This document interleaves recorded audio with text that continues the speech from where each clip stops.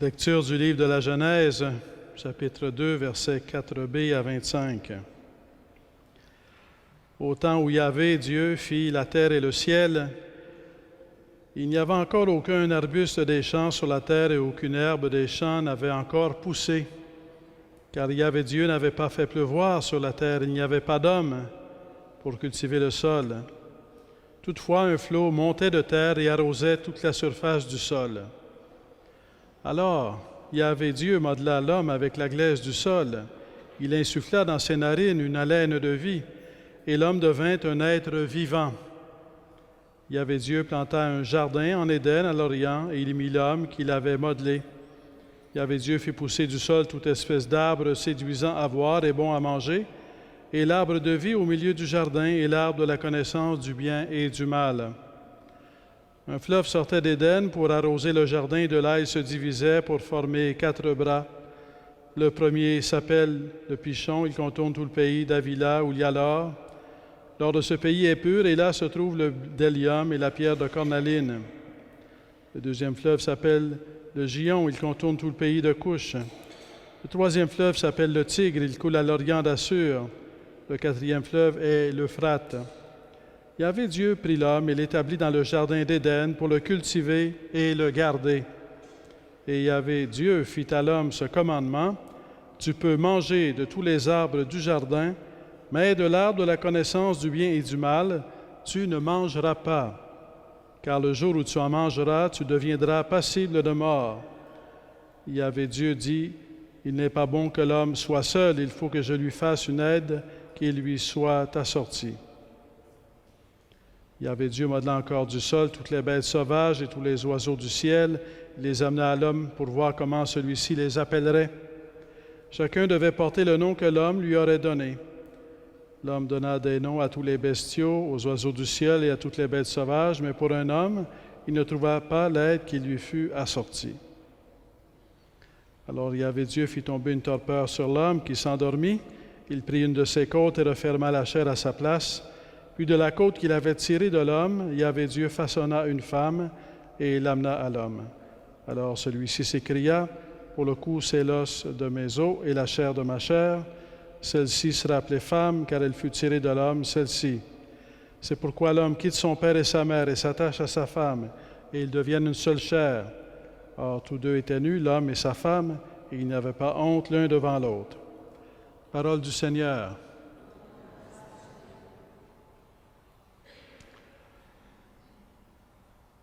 Lorsque vous faites l'expérience de la solitude, comment sortez-vous de la solitude? L'expérience de la solitude, ça fait partie de la vie. Et je vous invite à vous poser cette question à vous-même, à voir la solitude dans votre vie et à voir comment vous sortez de la solitude. Et dans le récit que nous venons d'entendre, ce récit de la parole de Dieu, il y a question d'une expérience de solitude, une expérience de solitude originelle qu'avec l'aide de Saint Jean-Paul II, nous allons aborder. Et parce que l'expérience de la solitude qui est présente dans ce récit fait partie de toute expérience humaine. Les motifs peuvent être différents, elle peut s'exprimer différemment, de façon variée. Et nos réactions de réagir à la solitude peuvent varier également. La solitude peut s'exprimer comme ennui, elle peut s'exprimer comme sentiment d'isolement, elle peut s'exprimer comme ayant l'impression que personne ne nous comprend, ou peut-être que ça devient comme l'expérience d'avoir été abandonné. Ça devient l'expérience de la solitude, c'est l'expérience d'avoir été abandonné. On peut être en appartement et vivre l'expérience de la solitude. On peut être seul, vivre l'expérience de la solitude, comme on peut être dans une famille au quotidien et vivre des moments de solitude ou des expériences de solitude. On peut être dans le métro, entouré de gens et vivre des expériences de solitude. Alors, cette expérience de solitude, ce que je vous invite à considérer, c'est quand vous faites l'expérience de la solitude, comment sortez-vous de la solitude? Ce qui est décrit dans le récit de la Genèse, le 2e chapitre, il y a une phrase clé de Dieu lui-même. Il n'est pas bon que l'homme soit seul. Alors, c'est une phrase très importante. Le premier chapitre de la Genèse, à chaque jour, c'est comme une litanie, si on veut, une liturgie de création, une litanie qui évoque la création. Et Dieu créa, au commencement, Dieu créa le ciel et la terre, et il est toujours, Dieu vit ce qu'il avait fait et c'était bon. Et Dieu créa l'être humain à son image, hommes et femmes, il les créa, et Dieu vit ce qu'il avait fait et c'était très bon. Donc, dans le premier chapitre, tout ce qui est mentionné, c'est bon et très bon. La création est bonne, l'homme et la femme dans l'être humain, comme homme et femme, à l'image de Dieu, c'est très bon. Et dans le deuxième récit, récit du chapitre 2 de la Genèse, exprime une autre facette. Dans le premier, c'est carrément créé à l'image de Dieu. Ici, c'est comme ça se déploie à travers une expérience qui est vécue. Tout d'abord, Adam, qui vit une expérience, et Dieu qui dit « Il n'est pas bon que l'homme soit seul ». Et c'était non seulement Dieu qui dit qu'il n'est pas bon que l'homme soit seul, mais ce qu'on voit aussi, c'est qu'Adam cherche à sortir de la solitude. Hein, il chercha, mais il ne l'a pas trouvé. Il ne l'a pas trouvé, il n'a pas réussi à sortir de la solitude. La question qui pourrait se poser, c'est que la solitude peut être vue comme quelque chose de négatif dans le sens dont il faut sortir à tout prix. Et la plupart du temps, c'est comme ça qu'on le vit, comme une réalité de laquelle il faut sortir à tout prix. Un peu comme le poète Paul Claudel, lorsqu'il parle de la souffrance, qui est insupportable, c'est un peu comme être dans une pièce en feu, c'est insupportable, on ne peut pas rester là, on veut en sortir, même si ça veut dire empirer sa situation. On peut sauter par la fenêtre, quel que soit l'étage, même si on risque d'empirer sa situation, parce qu'on ne peut pas supporter d'être dans un appartement ou dans une pièce en feu. La solitude, parfois, ça peut expérimenter ou avoir cet impact dans notre vie. On ne peut pas le supporter et on sort par quelques fenêtres ou on se lance dans une direction et sans trop se poser la question à quoi ça va nous conduire. Ce que l'on sait, c'est qu'on ne peut pas rester là, on ne veut pas rester dans la solitude. Alors, Adam, pourquoi vit-il la solitude? Parce que ce qui est manifesté à travers le récit de ce deuxième chapitre de la Genèse, c'est que la solitude peut aussi être une occasion de découverte, une occasion d'apprendre quelque chose sur la vie, sur soi-même, sur sa propre humanité. Et ce qu'on va approfondir avec Adam, c'est qu'est-ce que Adam a appris à l'occasion de l'expérience de la solitude. Parce qu'avant de parler de sortir de la solitude, on peut se demander qu'est-ce que la solitude, qu'est-ce qu'on peut apprendre à travers la solitude, comment interpréter l'expérience de la solitude dans notre vie pour en tirer une prise de conscience sur soi-même et sur le monde. Dans un premier temps, la solitude, si on regarde tout le déroulement de la création, de l'œuvre de Dieu, donc Dieu qui crée l'univers, un cosmos matériel, un cosmos minéral, un cosmos physique, et Adam est créé à partir du sol. Du sol, le mot utilisé, c'est Adama, c'est un terme hébreu pour le sol, pour la terre. Et à partir donc de la terre, Dieu façonne Adam et il insuffle, il lui donne une haleine de vie, il lui donne son souffle de vie et il devient un être vivant. Alors donc dans le premier récit, il a été Dieu créa l'être humain à son image, homme et femme, il les créa, on ne donne pas de...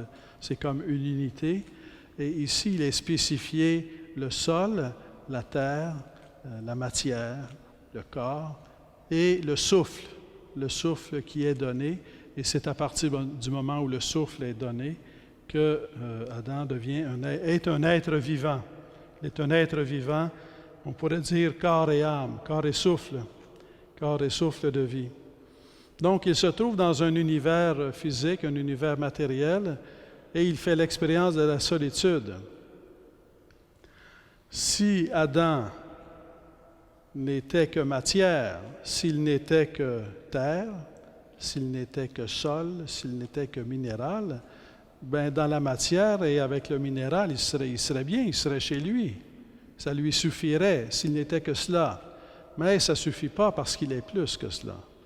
Donc Adam, par l'expérience de sa solitude et cette expérience qu'il a fait avec son corps, il est un corps parmi les corps, et comme corps dans lequel il y a des composantes minérales, mais il se trouve dans un monde minéral, un monde matériel, un monde de matière concrète, et il vit l'expérience de la solitude. Alors le moins qu'il puisse se dire, c'est que je suis du minéral, mais je ne suis pas seulement que du minéral. Je suis dans le monde comme un corps parmi les corps, mais je dépasse ce monde. Je dépasse le monde minéral. Il fait l'expérience de sa solitude. On peut se relier à ça. On sait qu'on peut aller seul, voir un beau paysage magnifique, et finalement, on trouve ça beau quelques instants, puis après, on se sent seul. Ce n'est pas la même chose que d'aller voir un paysage avec quelqu'un. C'est très différent, c'est le jour et la nuit. Alors donc, Adam est dans ce paysage magnifique, très beau paysage de la création, les paysages, on pourrait dire le paysage originel de la création, tel que sorti des mains de Dieu, et il se sent seul. Puis après, il y a l'eau qui est le jardin, les fruits, les fleurs, les arbres, la végétation, avec sa beauté, avec la nourriture qu'il offre. Et pourtant, Adam continue à être seul, à trouver qu'il est seul. Il cherche à sortir de la solitude avec le minéral, le monde physique, il n'y arrive pas.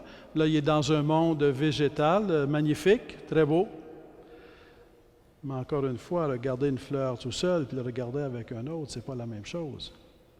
Et il se retrouve dans la solitude. Alors, comment interprète-t-il son expérience? Quel est le chemin d'interprétation de son expérience? Qu'est-ce qu'il apprend sur lui-même en vivant l'expérience de la solitude, en étant dans un beau paysage, en étant avec une belle végétation? Qu'est-ce qu'il apprend? Bien, c'est qu'il est un corps parmi les corps minéraux, corps végétal, mais il dépasse. Il est plus qu'un corps végétal. Il dépasse. Il est dans le monde, mais il dépasse le monde. Alors, avec son expérience de la solitude, il fait l'expérience qu'il dépasse le monde des objets dans lequel il se trouve, le monde matériel et le monde vivant de la végétation, cette vie végétale. Il fait l'expérience qu'il la dépasse. Donc, il apprend de son expérience de la solitude. Puis là, on pourrait penser qu'il arrive une autre étape où peut-être qu'il pourrait sortir de la solitude parce que Dieu, quand même, lui donne du travail. Lui donne un jardin à garder, à cultiver. C'est le sens, donc voici cet univers magnifique, minéral, végétal, et je le confie à ta responsabilité pour que tu le cultives et que tu le gardes. Pour que tu le transformes et que tu le gardes, mais c'est encore la solitude. C'est déjà une tâche, c'est déjà une activité, une belle activité. C'est déjà une contribution, dans un certain sens, à l'œuvre de la création, que de recevoir cette tâche-là de Dieu, de garder, de cultiver, de garder ce magnifique monde qui est à sa disposition. Mais il cherche, puis il ne trouve pas, il cherche. Il ne sait peut-être pas tout à fait ce qu'il cherche, mais il cherche à sortir de la solitude. Il ne sait pas trop comment il va en sortir, mais la solitude demeure, donc ça ne suffit pas pour sortir de la solitude. Après, on est rendu à une autre étape, un peu plus loin. Dieu crée les animaux, les oiseaux, toute la vie animale, avec sa beauté, sa variété, sa surabondance. Et comment a-t-il créé? C'est le même mot qui vient pour Adam qui revient ici. Il y avait Dieu modela encore du sol, Adama, toutes les bêtes sauvages. Donc les animaux ici sont présentés comme ayant la même origine terrienne qu'Adam. Il n'y a pas de souffle de vie, mais c'est la même origine terrienne. Adam vient du sol, vient de la terre. Et Dieu lui donne une tâche, il lui confie de nommer les animaux. Qu'est-ce que ça veut dire? Ce que l'on nomme, quand on nomme, on donne un nom, ça veut dire qu'on connaît l'identité, on sait ce que c'est et on lui donne un nom. Alors il nomme les animaux, il connaît ce monde, il connaît les animaux, il connaît les poissons, il connaît les oiseaux, et il donne un nom. Alors c'est une belle tâche de nommer ces animaux, cette vie animale présente dans l'œuvre de la création. C'est une très belle tâche. Cultiver le sol et garder un jardin, c'est une très belle tâche. Nommer des animaux, c'est une très belle tâche. Hein? C'est un travail. C'est un travail. Et c'est une très belle tâche. Mais faire ça tout seul ou le faire avec un autre, c'est pas la même chose. Donc, il chercha, et ici, on revient avec l'expérience même d'Adam. Hein, il donna des noms à tous les bestiaux, aux oiseaux du ciel et à toutes les bêtes sauvages, mais pour un homme, il ne trouva pas l'aide qui lui fut assortie. Il cherche à sortir de sa solitude, mais il ne trouve pas. Alors, qu'est-ce qu'il apprend de sa solitude? Bien, il apprend qu'il transcende le monde. Il apprend qu'il dépasse le monde. Il a été posé dans un cosmos, dans un monde matériel, végétal, animal, et il en fait partie. Il est un corps parmi les corps, mais en même temps, il le dépasse. Ce qu'il apprend, c'est qu'il ne peut pas réduire sa vie à la matière. Il ne peut pas réduire sa vie à du végétal, il ne peut pas réduire sa vie à de l'animal, parce que si c'était le cas, il ne vivrait pas l'expérience de la solitude. Hein, il serait avec les animaux, bien, on est la même chose, on est les mêmes, on est semblables. Mais l'expérience de la solitude lui fait voir expérimentalement, lui fait faire l'expérience qu'il est dans le monde, mais qu'il dépasse le monde. C'est une grande leçon de vie. C'est à travers son expérience qu'il découvre qu'il est dans le monde, mais qu'il dépasse le monde. C'est à travers son expérience vécue, corps et âme, à travers son corps, parce que c'est avec son corps qu'il est dans le monde. C'est toute la personne, corps et âme, qui est dans le monde. Mais il découvre qu'il dépasse le monde. Il découvre une autre chose aussi. Il découvre qu'il peut connaître, parce que nommer, c'est connaître. Il découvre qu'il a une capacité de connaître le monde dans lequel il vit, qu'il a une capacité de prise de conscience de lui-même, de sa situation. Seulement découvrir que prendre conscience que je suis dans le monde et que je dépasse le monde, c'est une grande découverte. C'est une grande prise de conscience. Je suis un être humain qui existe comme un corps parmi d'autres corps, mais en même temps, je dépasse ce monde de corps dans lequel je vis. Pour ainsi dire, le monde ne suffit pas. Le monde avec sa beauté ne suffit pas. Je dépasse le monde. Donc sa recherche, sa solitude devient une recherche, et c'est une recherche qui l'amène à s'ouvrir à plus que ce monde visible qui est sous ses yeux, à s'ouvrir plus qu'au règne minéral, végétal, animal, à s'ouvrir à plus. Dans cette expérience de solitude, Dieu lui donne aussi un commandement, un appel, on pourrait dire une règle de vie, une règle de vie.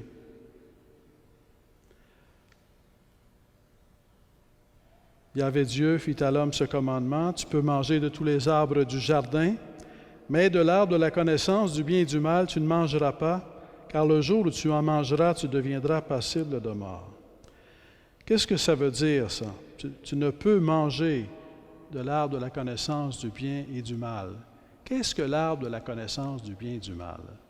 L'arbre de la connaissance du bien et du mal, c'est le pouvoir de dire ce qui est bien, ce qui est mal.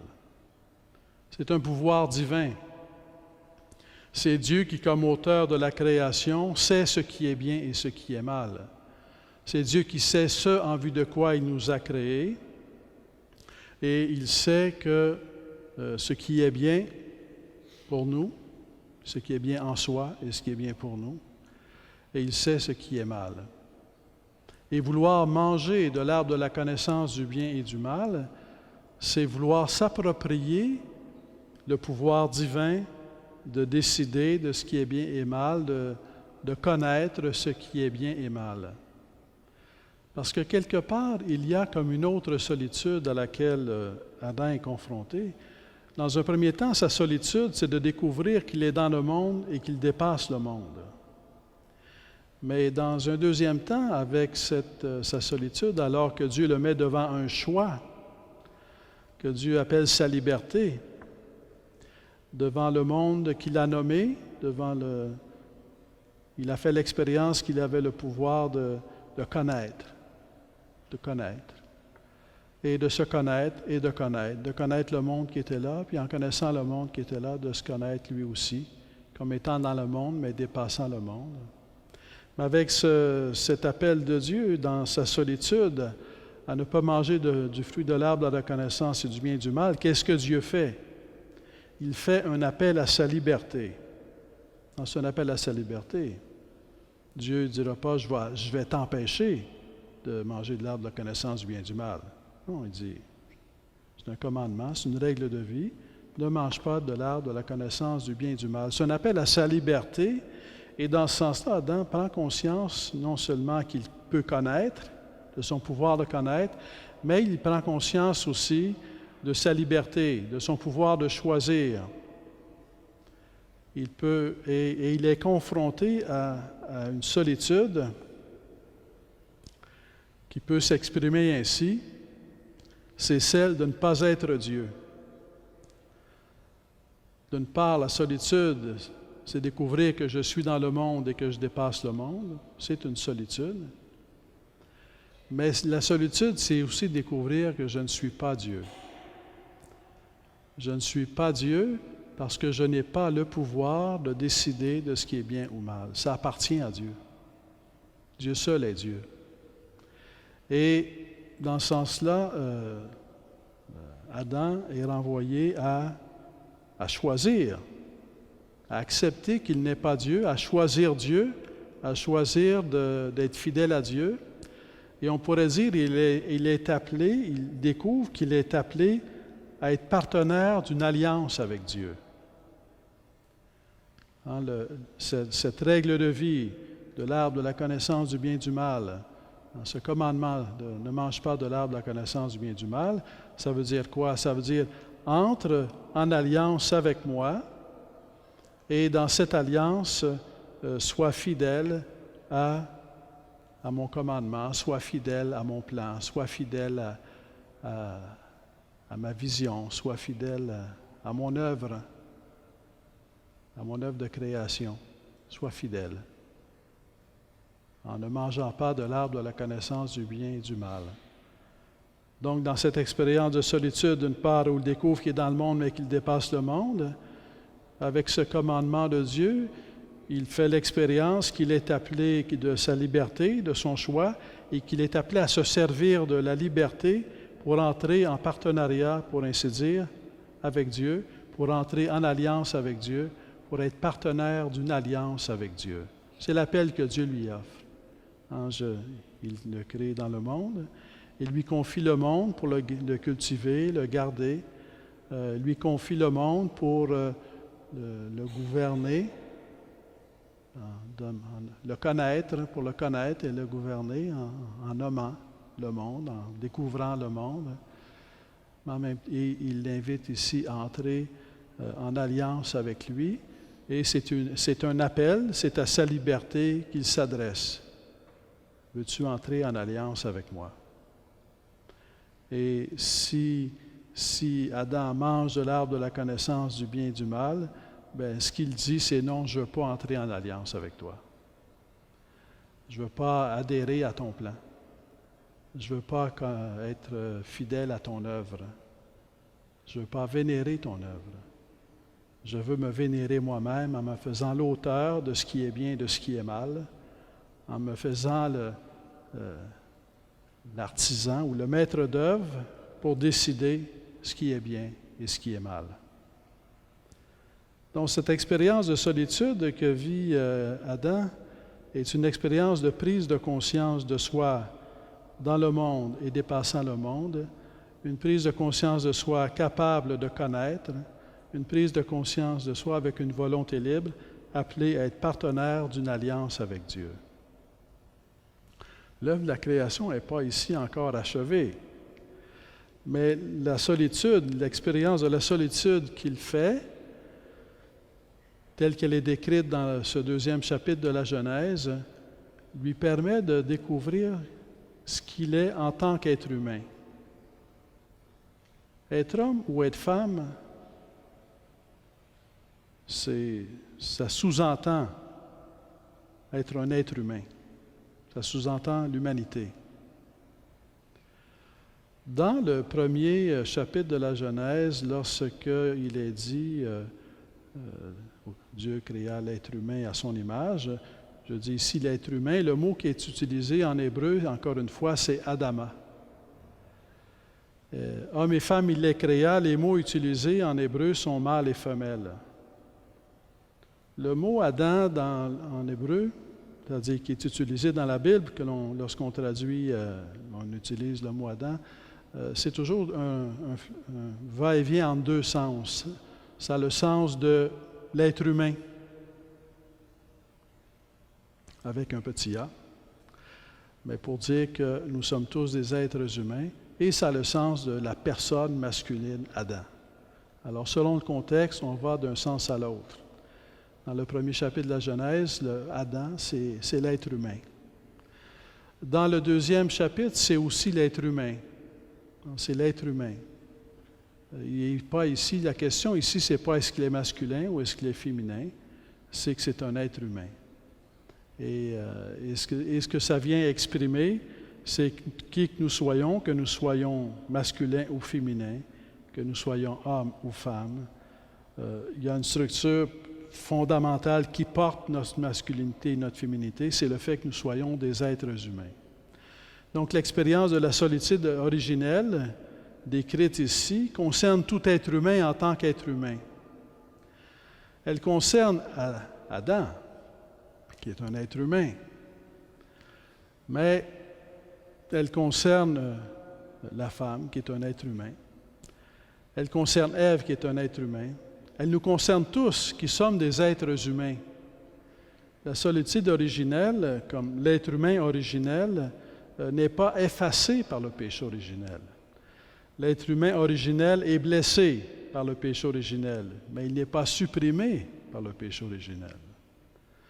Donc, nous sommes toujours cet être humain issu de l'œuvre de Dieu, issu des mains de Dieu, créé par Dieu, voulu par Dieu, appelé par Dieu à connaître, à choisir, à vouloir entrer en partenariat avec lui, à être partenaire de son alliance. Et ça fait partie, la solitude originelle, pour ainsi dire, elle continue aujourd'hui dans chacun et chacune d'entre nous. L'expérience qui est décrite dans le livre de la Genèse nous concerne parce qu'elle fait partie de notre expérience. On ne la vit pas de la même façon toujours telle que décrite dans le livre de la Genèse, mais en termes d'interprétation, on est appelé à marcher sur le même chemin d'interprétation, à découvrir qu'on est dans le monde, mais qu'on dépasse le monde, à découvrir qu'on est appelé à entrer en alliance avec Dieu. Et donc, l'expérience de la solitude dans notre vie, c'est dans la mesure où je cherche à sortir de ma solitude, devient une expérience où on apprend à interpréter notre solitude avec l'aide de la parole de Dieu pour s'ouvrir à qui nous sommes en tant qu'être humain, capable de connaître, capable de vouloir, appelé à être un partenaire en alliance avec Dieu, de l'alliance avec Dieu. Donc, cette solitude originelle est comme une structure. L'être humain a cette structure de la solitude originelle. C'est décrit et exprimé dans un récit symbolique, mais c'est un récit symbolique, mais vrai, qui nous aide à découvrir, qui vient révéler l'être humain pour nous, nous aide à découvrir qui nous sommes. Et le corps fait partie intégrante de cette expérience, parce que c'est toujours avec mon corps que je vis mon expérience de solitude. Je suis dans un endroit avec mon corps, c'est toujours corps et âme, c'est toujours dans la totalité de mon être que je fais l'expérience de la solitude. Et quelque part, c'est toujours dans la totalité de mon être, corps et âme, que j'essaie de sortir de ma solitude, que je me lance, par exemple, dans un divertissement qui n'en finit plus, que je me lance à la recherche de sensations fortes, que je cherche à m'étourdir dans des aventures sans lendemain. C'est qu'avec mon corps que j'essaie de sortir de la solitude. La solitude ne concerne pas seulement le corps, elle concerne toute la personne, mais elle concerne toujours aussi le corps parce que j'existe corps et âme, j'existe Adama, sol, en terre, et souffle de vie donné par Dieu. Et autant dans le premier récit de la Genèse, le premier chapitre de la Genèse, il est dit, on parle de la création du monde et on dit quelque chose d'unique pour l'homme et la femme, créé à l'image de Dieu. Autant dans le chapitre 2, on parle de l'être humain, Adam, qui reçoit un souffle de vie et qui, dans ce sens-là, le distingue de toute autre réalité minérale, végétale ou animale, une réalité unique. Et ça fait d'Adam une réalité tellement unique que ce que Adam fait l'expérience en découvrant que par sa solitude, il est dans le monde mais qu'il dépasse le monde, c'est tellement une réalité unique que ça fait que, ayant un corps et étant dans le monde, il est déterminé, son sujet, son centre, c'est le fait qu'il est aussi souffle de vie. Si Adam n'était pas souffle de vie, s'il n'était pas corps et souffle de vie, il ne vivrait pas la solitude. C'est parce qu'il est ce souffle de vie qu'il vit la solitude. Il suffirait de voir un beau paysage pour sortir de la solitude. Il suffirait de vivre dans le monde animal pour sortir de la solitude. Mais il y a un souffle de vie qui lui a été donné et qui est non seulement donné, mais comme son centre. Si le souffle de vie n'était pas son centre, mettons, dans le monde animal, il pourrait dire, la solitude est toujours là, mais c'est quand même plus supportable qu'avant. Parce que avant, j'avais seulement des roches, puis des fleurs, c'était bien, là, mais ça ne suffisait pas longtemps. Après une semaine, là, je cherchais d'autres choses. Puis là j'ai un animal, là, alors c'est bien, c'est quand même pas si mal. Il cherche toujours parce qu'il a un souffle de vie et qu'il est fait pour une réalité qui dépasse l'immédiat. Donc, il découvre, il fait l'expérience que non seulement il existe corps et âme, non seulement il existe un corps parmi les corps, mais aussi habité par un souffle de vie, un souffle spirituel. Il fait l'expérience que son centre, c'est son souffle spirituel. Il existe corps et âme, mais quand il dit « je », quand Adam dit « je », c'est un « je » spirituel. Je suis un corps, je suis un je spirituel et je suis un corps. Je suis un je spirituel qui s'exprime par le corps, je suis un je spirituel qui apprend par le corps, mais je suis un je spirituel qui existe corps et âme, qui est dans le monde et qui dépasse le monde. Et qui est appelé à être partenaire d'une alliance avec Dieu dans le contexte de la solitude originelle.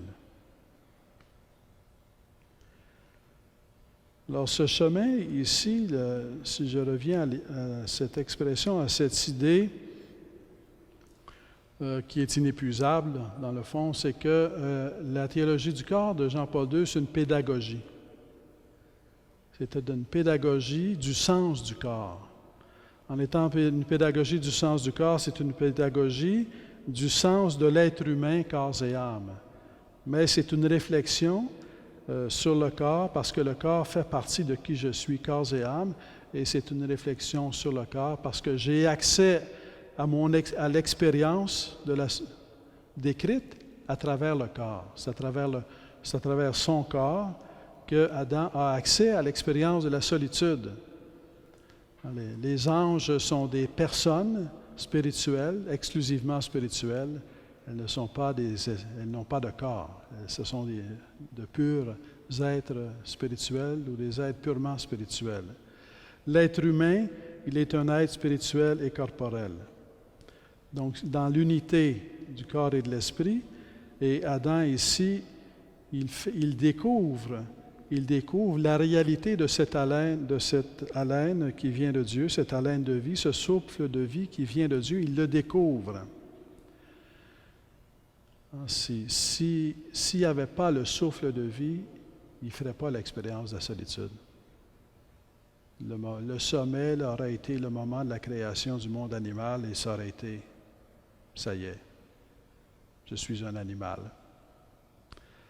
Mais le fait qu'il ait ce souffle de vie est déterminant pour la façon dont il va expérimenter son existence avec son corps.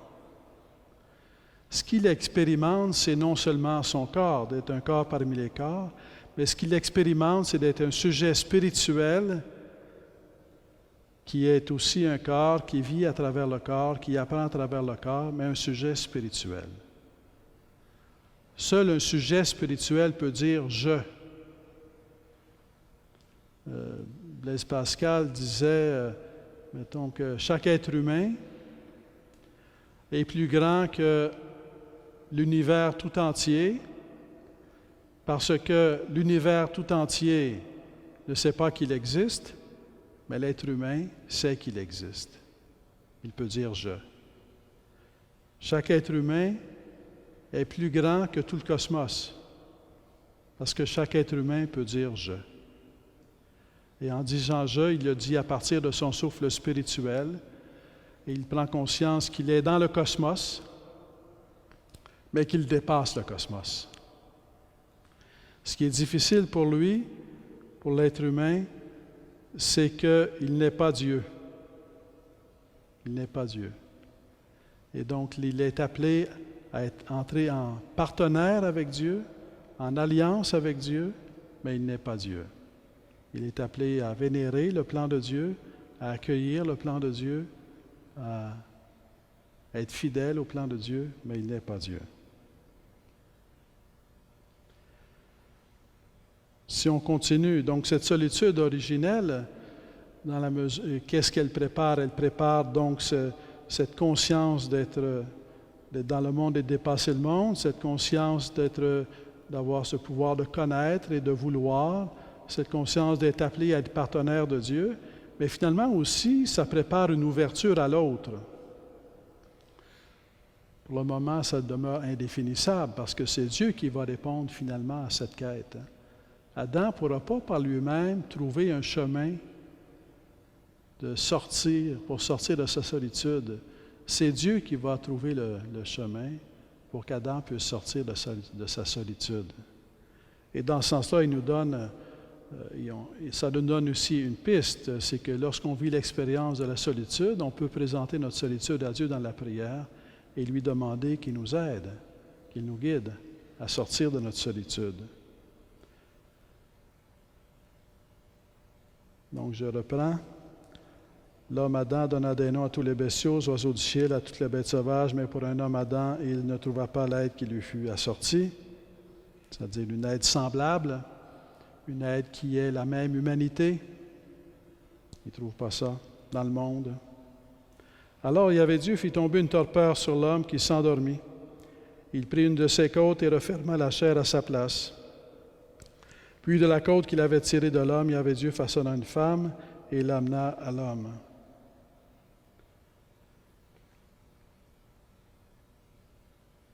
Encore une fois, c'est un récit symbolique.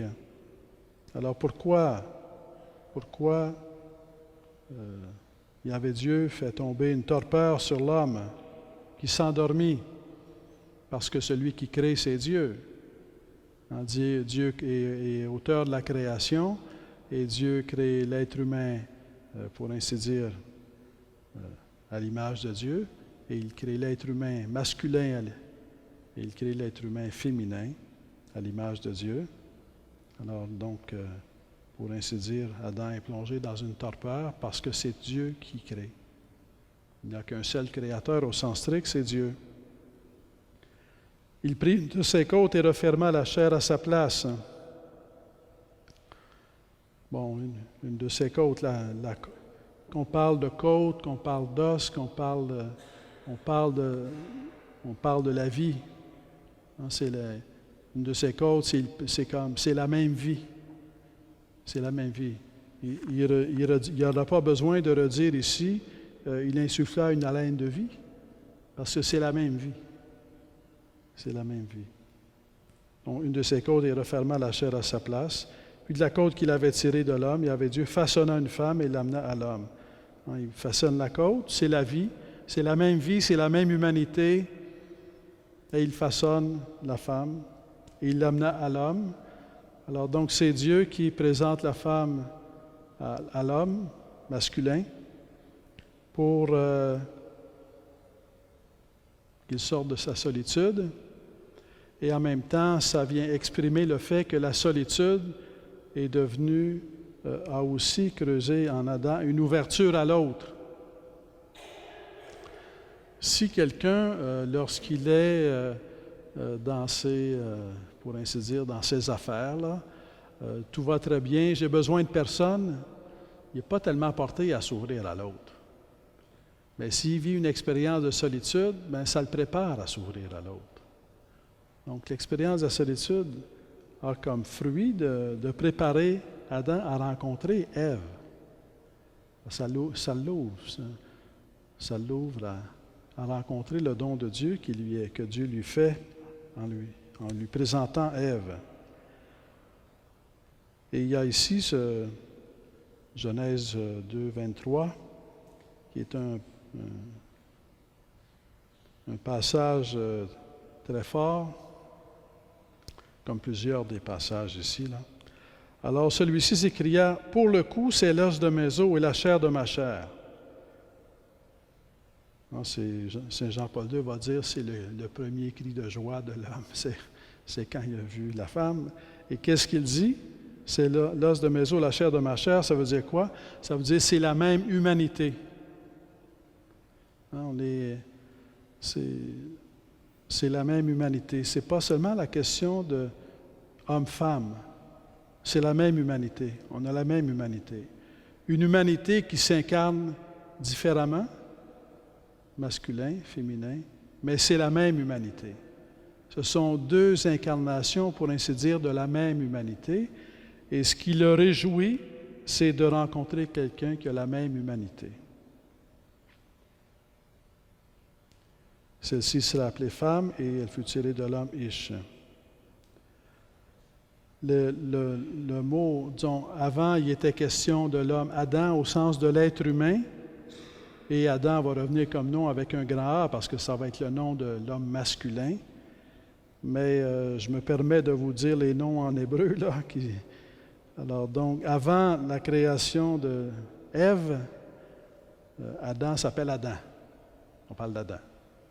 À partir de la création de Ève, on va reprendre Adam. Mais avant, qu'est-ce qu'on va faire pour dire qu'on change vraiment de contexte? Alors, le texte dit, celle-ci sera appelée femme. Et le mot hébreu ici, c'est Isha. Et car elle fut tirée de l'homme, Ish. Alors, c'est pas elle fut tirée de l'homme Adam, c'est elle fut tirée de l'homme Ish. Donc, c'est le masculin et le féminin. Mais le masculin et le féminin se rencontrent parce que c'est la même humanité. C'est corps et âme, la même humanité, capable de connaître, de choisir, d'aimer, la même humanité, appelée à être partenaire d'une alliance avec Dieu, la même humanité.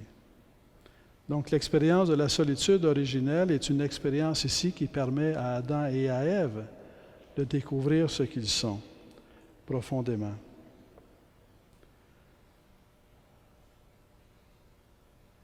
Le monde dans lequel on vit, ce n'est pas toujours évident. Ici, le but, ce n'est pas de répondre à toutes les questions, mais c'est de découvrir le plan de Dieu avec confiance et de s'approcher du plan de Dieu. S'en rapprocher en s'ouvrant au plan de Dieu et d'en tirer chacun a pour lui-même à faire sa propre réflexion.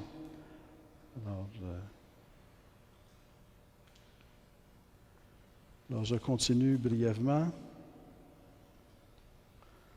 C'est pourquoi l'homme quitte son père et sa mère et s'attache à sa femme et ils deviennent une seule chair. Ici, je ne fais que l'introduire, on va y revenir la prochaine fois. Alors, l'homme quitte son père et sa mère, ça veut... Parce que notre père, notre mère, c'est comme un lien de nécessité. On ne choisit pas nos parents. On choisit de les aimer, mais on ne choisit pas de les avoir. On a nos parents. Et il s'attache à sa femme, mais là, il quitte son père et sa mère, il fait le choix de quitter son père et sa mère, et il s'attache à sa femme. Donc, il choisit d'entrer en alliance avec sa femme, et réciproquement, et ils deviennent une seule chair. Donc, ici, le lien avec l'homme et femme est montré sous l'angle où c'est un choix, alors qu'être enfant on ne choisit pas même d'exister. On choisit de croire en Dieu, on choisit d'aimer nos parents. Mais ici, c'est le choix de l'époux, le choix de l'épouse. Ceci sera appelé... Et lorsque les deux sont ensemble et qu'ils se reçoivent l'un de l'autre, parce qu'ici, tout ce qui est dit par rapport à Adam s'applique à Ève, et ce qui est dit par rapport à Ève s'applique à Adam, dans le sens, c'est une réciprocité. C'est Dieu qui présente Ève à Adam, et c'est Dieu qui présente Adam à Ève. Et bien sûr, c'est Adam et Ève qui quittent leurs parents pour s'attacher l'un à l'autre et devenir une seule chair. Devenir une seule chair, ici, il ne faut pas le voir seulement comme une réalité corporelle. Le mot chair, c'est une réalité qui vise toute la personne corps et âme. Une seule chair est unie au point de ne plus être qu'une seule chair, c'est uni totalement l'un à l'autre, corps et âme, avec la volonté, avec l'intelligence, avec l'affectivité, avec notre âme, avec notre corps, c'est une seule chair, corps et âme. Ils deviennent une seule chair. Donc ici, sous l'angle de sortir de la solitude originelle, quelle est la réponse de Dieu? C'est de présenter Ève à Adam et Adam à Ève pour découvrir quelqu'un qui a la même humanité et qui vont pouvoir être unis. Comment vont-ils pouvoir être unis? Comment est-ce qu'on peut être unis?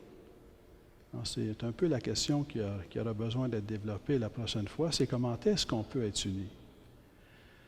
On vit dans un monde de matière et en même temps, on vit dans un monde de personnes. Et dans un monde de matière, on s'unit la matière en l'apprenant. Dans un monde de personnes, on s'unit entre personnes en se donnant. Alors, qu'est-ce que ça veut dire l'unité? Qu'est-ce que ça veut dire l'unité de l'homme et de la femme? Comment marcher sur un chemin qui conduit à l'unité de l'homme et de la femme? Ce qui prépare, aussi curieux que ça puisse paraître, c'est la solitude originelle. C'est l'expérience de la solitude en tant qu'elle nous aide à prendre conscience de qui nous sommes comme êtres humains. Comme êtres humains, ouverts à l'autre. Comme êtres humains, en alliance avec Dieu. Comme êtres humains capables de connaître et d'aimer. Comme êtres humains capables de choisir. Comme êtres humains, ouverts à l'autre. Capables d'entrer en relation avec l'autre. Jusqu'ici, tout ce qu'Adam a vécu par rapport à Dieu, c'est sous l'angle du don. L'existence lui est donnée. Le monde lui est donné. Les différents niveaux du cosmos lui sont donnés. Minéral, végétal, animal. La femme lui est présentée. C'est un don qui vient de Dieu. La capacité de connaître lui est donnée, la capacité de choisir lui est donnée, tout lui est donné. Tout lui est donné. Et entrer en alliance avec Dieu, ici, c'est recevoir le don, c'est accueillir le don. C'est accueillir le don de la création, c'est accueillir le don de la connaissance, le don de la liberté. C'est accueillir le don de l'autre, le don de la femme. C'est vrai pour Adam comme c'est vrai pour Ève, d'accueillir le don qu'est Adam pour elle. L'être humain est situé dans les 2 premiers chapitres de la Genèse comme étant comme au sommet de la création. Il est au sommet de la création parce qu'il est habité par un souffle spirituel, par un je qui peut connaître et aimer et qui est appelé à être en alliance avec Dieu. Mais en même temps, il est appelé à entrer, à déjà construire cette alliance homme et femme sur la terre, si on veut, pour ainsi dire. Et d'entrer dans cette alliance fait partie de ce qui le définit. L'être humain est fait pour vivre l'alliance. Il est fait pour vivre une alliance avec Dieu. Il est fait pour vivre une alliance au niveau humain. Et de façon plus spécifique ici, il est fait pour vivre une alliance homme et femme. Tout ce texte de la Genèse nous parle du mariage, mais ça ne parle pas seulement du mariage, ça parle de tout être humain. Ça parle de celui qui est célibataire parce qu'il n'a pas encore rencontré l'âme sœur, ça parle de celui qui est célibataire parce qu'il a choisi le célibat comme état de vie, ça parle de la personne qui est mariée, ça parle de la personne qui est mariée mais qui est séparée, ça parle de tout être humain. Pour tout être humain, quelle que soit sa situation, il n'est pas bon que l'homme soit seul, c'est Dieu même qui le dit. Pour tout être humain, quelle que soit sa situation, il va chercher à sortir de la solitude. Pour tout être humain, quelle que soit sa situation, la question va devenir comment est-ce que je vais sortir de ma solitude. Et pour tout être humain, il y a un appel à découvrir le don de Dieu, à se recevoir de Dieu. Pour tout être humain, il y a un appel à découvrir l'autre comme un don de Dieu. Il s'agisse de mes parents, de mes frères et sœurs, ou tout simplement du voisin, du pauvre, de l'autre que je rencontre sur la route. Tout être humain est un don de Dieu. Tout ce qui existe est don de Dieu pour l'être humain, et tout être humain est un don de Dieu pour l'être humain.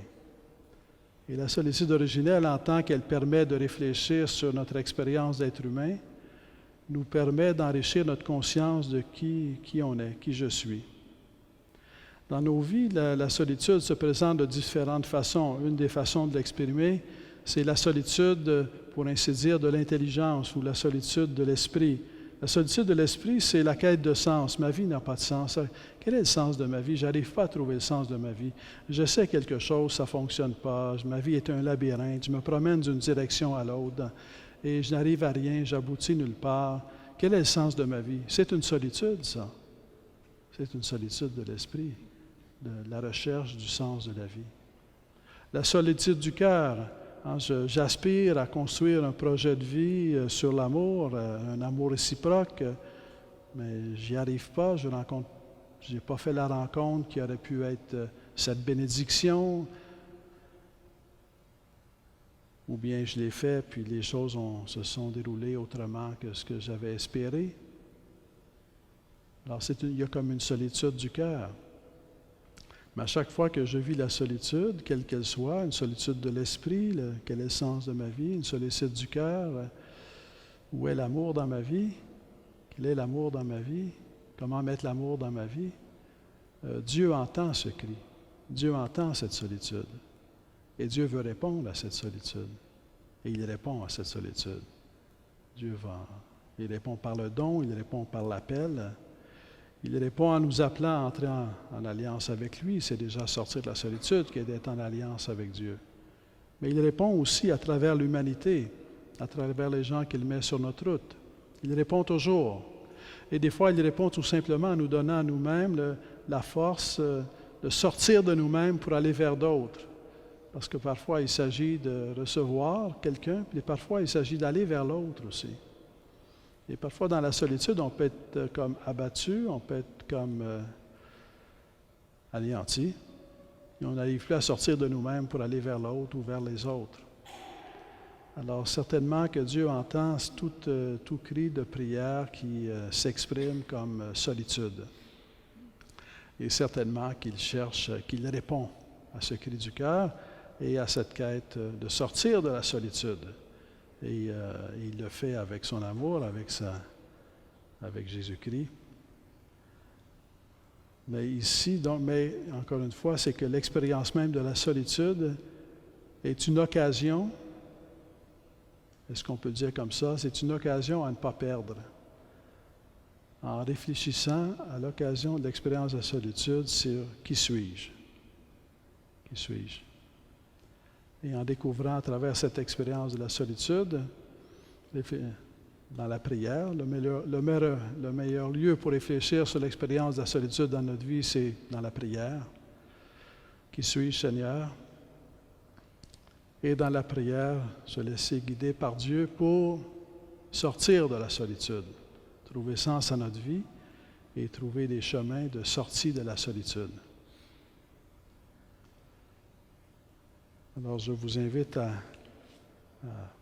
continuer, à vous laisser interpeller par l'Esprit pour cheminer et pour apprendre à être des instruments de cheminement pour les personnes ou les situations que l'on rencontre. Et pour la prochaine fois, nous pourrons revenir sur la question de l'unité originelle et aussi de la nudité originelle. Alors que cette bonne conclusion et bonne prière et bon cheminement et avec un chant à la confiance en Jésus.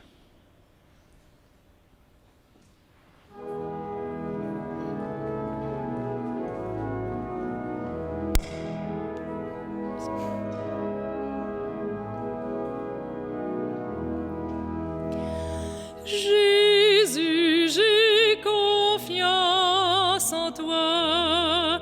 Jésus, j'ai confiance en toi. Jésus, j'ai confiance en toi. Jésus, j'ai confiance en toi. Jésus, j'ai confiance en toi. Jésus, j'ai confiance en toi. N'aie pas peur, n'aie pas de soucis. Dieu seul te suffit. Dieu seul te suffit.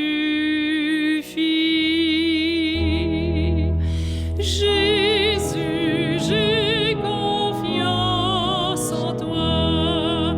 Jésus, j'ai confiance en toi. Jésus, j'ai confiance en toi. Jésus, j'ai confiance en toi. Jésus, j'ai confiance en toi.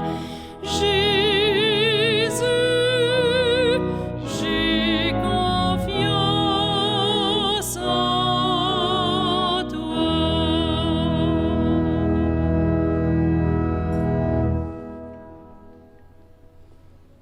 Merci.